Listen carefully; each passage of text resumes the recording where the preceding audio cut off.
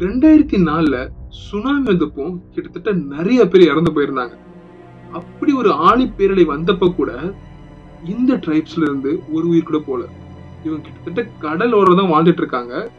இந்த ட்ரைப்ஸோட பேரு மோக்கன் ட்ரைப்ஸ். அந்த சுனாமில இருந்து எப்படி இவங்க தப்பிச்சிருப்பாங்க? யார் இந்த ட்ரைப்ஸ்? தெரிஞ்சுக்க ஆர்வமா இருக்கா? அதுக்கு நம்ம வீடியோக்குள்ள போலாம்.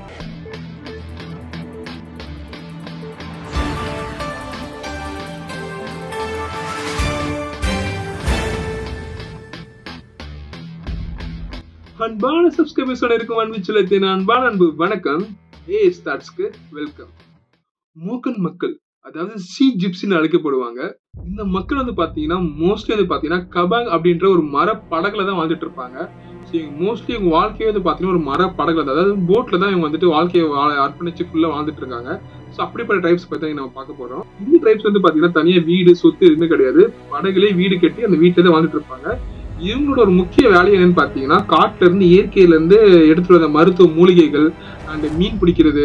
ஸோ அதாவது அசாதாரணமான மூலிகைலாம் சில பேர் கிடைக்காது. அந்த மூலிகைகளை வர்த்தகம் பண்றது, அதாவது ட்ரைப்ஸுக்கு அந்த மூலிகைகளை வித்து அந்த மக்கள்கிட்ட போய் வேற ஒரு தீவுல போயிட்டு இந்த ட்ரைப்ஸ் வந்துட்டு இங்க இருக்க மூலிகை கொடுத்து அங்க எதனா ஒரு இதை வாங்கிட்டு வர மாதிரி வர்த்தகம் தான் பண்ணிட்டு இருந்திருக்காங்க இந்த ட்ரைப்ஸ்.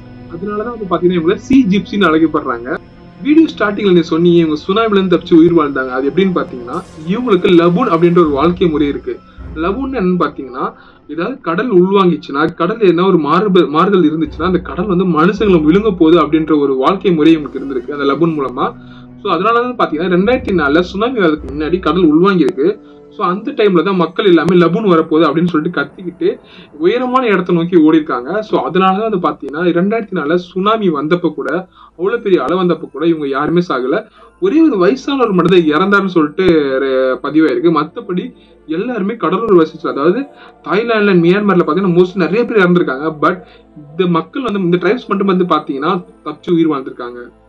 இவங்க வந்து பாத்தீங்கன்னா குழந்தைங்களை சின்ன வயசுல இருந்து பாத்தீங்கன்னா ட்ரெயின் பண்ணுவாங்க. எப்படியே கடலுக்குள்ள நீந்துறதுக்கும், கடலுக்குள்ள நீந்தி மீன் பிடிக்கிறதுக்கும், கடலுக்குள்ள நீந்தி இருக்கிற அந்த சங்குகள் எடுக்கிறதுக்கும், அந்த சிப்பிகள் எடுக்கிறதுக்கும், எப்படி இயற்கை வளத்தை காப்பாத்துறதுன்னு சொல்லிட்டு சின்ன வயசுல இருந்து பாத்தீங்கன்னா குழந்தைங்களுக்கு கத்து கொடுத்துட்டே இருப்பாங்க.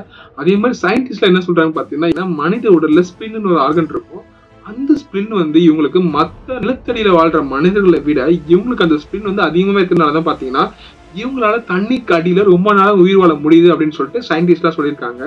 அதே மாதிரி வந்து பாத்தீங்கன்னா நமக்கு இந்த நிலத்தடியில இருக்க சில ஊர்வனிகள்லாம் இருக்கும், அந்த பாம்பு.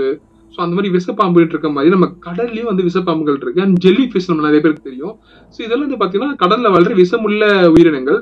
ஸோ இதெல்லாம் வந்து மக்களை கடிச்சிருச்சுன்னா அது எப்படி குணப்படுத்துன்ற, ஃபாஸ்டா எப்படி குணப்படுத்துன்றத, அதுக்கான மூலிகைகள், அதுக்கான மருந்துகளை இவங்க ரகசியமா வச்சு காத்துக்கிட்டு வராங்க. ஸோ இந்த மாதிரி தான் பாத்தீங்கன்னா வர்த்தகம் பண்ணிட்டு இருந்திருக்காங்க. அதாவது பக்கத்து தீவுல யாருக்கா என்ன ஆயிடுச்சு, இந்த மாதிரி இது ஆயிடுச்சுன்னு சொல்லிட்டு தகவல் சொல்லி அனுப்புவாங்க.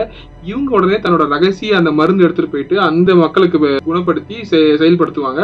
ஸோ அந்த மாதிரி வந்துட்டு ஒரு வணிக நோக்கமாகவும் மருத்துவ நோக்கமாகவும் தான் பாத்தீங்கன்னா அந்த ட்ரைப்ஸ் வாழ்ந்துட்டு வந்திருக்காங்க. அதே மாதிரி வந்து பாத்தீங்கன்னா 2004 சுனாமிக்கு அப்புறம் பாத்தீங்கன்னா தாய்லாந்து அரசு என்ன பண்ணிருக்குன்னு பாத்தீங்கன்னா இவங்களுக்கு வந்து பாத்தீங்கன்னா நிறைய வீடுகள் கட்டி கொடுத்து அண்ட் ஸ்கூல்ஸ் கட்டி கொடுத்துட்டு, நீங்க அந்த நிலத்தடிக்கு வந்து வாழணும், அந்த நிலத்தடியில தான் உங்களுக்கு உங்க உரிமை இருக்கு, நீங்க வந்து கடல்ல வாழ்ந்தது போதும் அப்படின்னு சொல்லிட்டு நிறைய அரசாங்கமே பேசி அவங்களை கொஞ்சம் ஒரு 80% பீப்புள்ஸ் வந்து பாத்தீங்கன்னா நார்மல் பப்ளிக்கா ஆக்கிட்டாங்க. ஸோ இன்னுமே 20% பீப்புள்ஸ் வந்து பாத்தீங்கன்னா நாங்க ஒரு ட்ரைப்ஸ் தான், எங்களுக்கு இதான் வாழ்க்கை முறை, நாங்க எதுவும் மாற மாட்டோம், எங்களுக்கு இதான் பிடிச்சிருக்கு அப்படின்னு சொல்லிட்டு இன்னுமே நான் ஃபர்ஸ்ட் சொன்ன மாதிரி வந்து பாத்தீங்கன்னா அந்த படகுல வீடு கட்டி சொன்னேன் இல்லையா, அந்த மாதிரி இன்னுமே வாழ்ந்துட்டு இருக்காங்க. ஸோ அப்படிப்பட்ட ட்ரைப்ஸ் தான் இவங்க. இந்த நவீன உலகத்துல இருந்து பாத்தீங்கன்னா நம்மளால டிராவல் பண்றதுக்கும் அண்ட் ஒரு இடத்துல இருந்து மகிழ டைப் போறதுக்கும் நிறைய வந்துட்டு நம்ம டிராவல் பண்ற சிஸ்டம் கண்டுபிடிச்சிட்டோம். ஃபிளைட் ஆகட்டும், பைக்ஸ் ஆகட்டும், கார்ஸ் ஆகட்டும், எல்லாமே வந்துட்டு நம்ம நிறைய கண்டுபிடிச்சு நம்ம டிராவல் பண்ணிட்டு இருக்கோம். பட் இந்த ட்ரைப்ஸ் வந்து பாத்தீங்கன்னா இன்னுமே கப்பல்ல தான் பயணிச்சிட்டு இருக்காங்க. ஸோ இந்த உலகத்துல இருந்து தனித்துவமா தெரியவும் செய்யறாங்க. சில பேர் இவங்களுக்கு போனாலும், ஆனா சில பேர் எங்களுக்கு எங்களோட பழங்கால முறையை காப்பாத்துறதுல எங்களுக்கு பெருமைன்னு சொல்லிட்டு அவங்க வாழ்ந்துட்டு இருக்காங்க. ஸோ இந்த ஒரு காலத்துல இப்படிப்பட்ட ட்ரைப்ஸை பாக்குறது நம்மளுக்கு ரொம்ப பெருமையா இருக்குது.